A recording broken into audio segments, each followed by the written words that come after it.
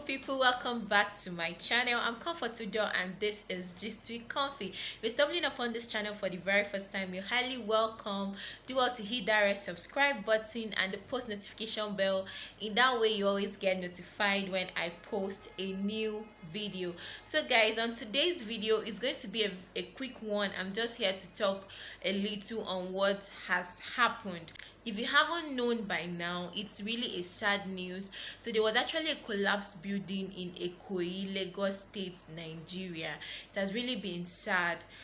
It was a 21-story building that was still ongoing, and the owner of the building himself has not yet been found. So he was inside the building as when the collapse happened, so he has not yet been found. And as it stands now, some persons have lost their lives, some persons have been recovered dead, while some have been rushed to the hospital. It's really sad. I wanted to bring up this story long before now, but I kept wondering what must have led to it, and I didn't just want to bring it up when I haven't yet gotten facts and proofs of what happened. I just decided to bring it up and share with you guys. It's really sad. I'm going to be doing more of putting up videos. I'm going to be inserting videos that I actually saw about the collapsed building for you guys to watch, but it's really sad that this had to happen. As it stands now, we don't know for a fact what really led to this collapsed building. This guy has been proven competent in building in a lot of other countries, but I don't know what happened with Nigeria that the building had to collapse. So it's really sad. I was just going through these videos. I was seeing people that lost their loved ones. Mothers were crying, oh god, fathers were crying. People were literally sleeping there just waiting to hear an information about their loved one. It's so sad. Like, I don't know why sad news must always happen. Like, why? Seriously, I'm already emotional right now. Seriously, I'm trying so hard to make this video. I just need to allow you guys to watch the videos, because if you watch the video you really know why it's really sad. Guys, I don't want to go emotional. Seriously, let me just allow you guys to watch the video. It's sad. The morning after a traumatic night before, two people were pulled from the rubble alive and conscious. The unidentified survivors had braved some 21 hours in the rubble, but any cries of jubilation were soon drowned out by the tears of people still unaware of the condition of their loved ones. This woman is waiting to hear from her brother, Bob Adewale Oseni. She said he came to the building for a short visit before his flight returning to the US that evening. He never made it on board. In search of his brother-in-law named Samuel Iwelu, this man is pleading for help. This guy flew to Nigeria for a wedding on Saturday at Abuja. There he met the developer of this building at that wedding. And the developer invited him to come and see the project he's working on,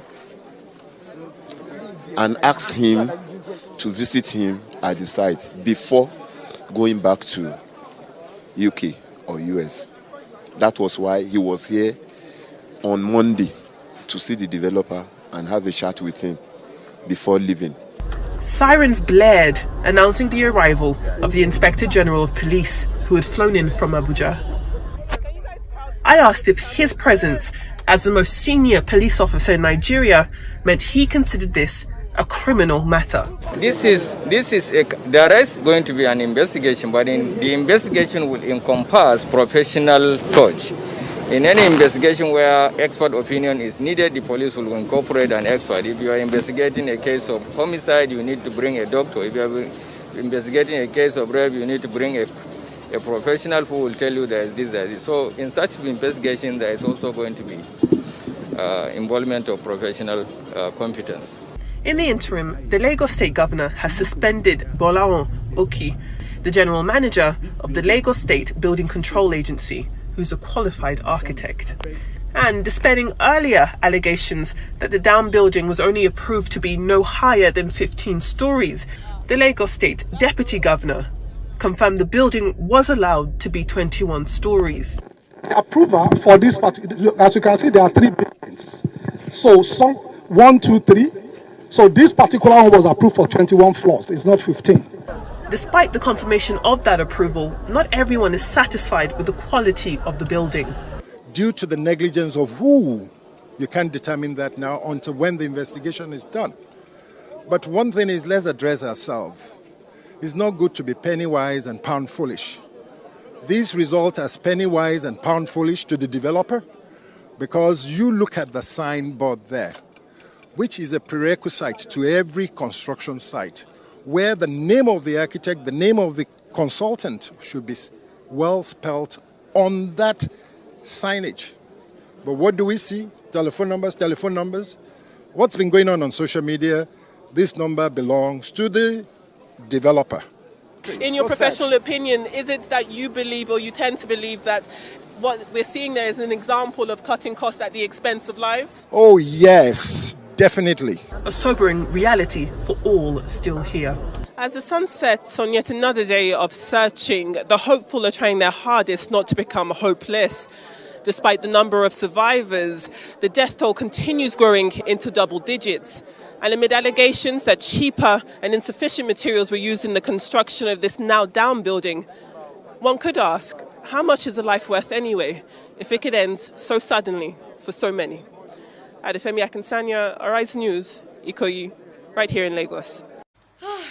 Guys, it's really a sad one. Oh God, even those innocent construction workers that went for work that day, even a mother was talking about her IT student, a 25-year-old daughter that went, she's doing her IT in that construction company, and then according to the vendors around, she came out to eat and went back 5 minutes before this thing happened, and up to now they haven't seen the body of the girl.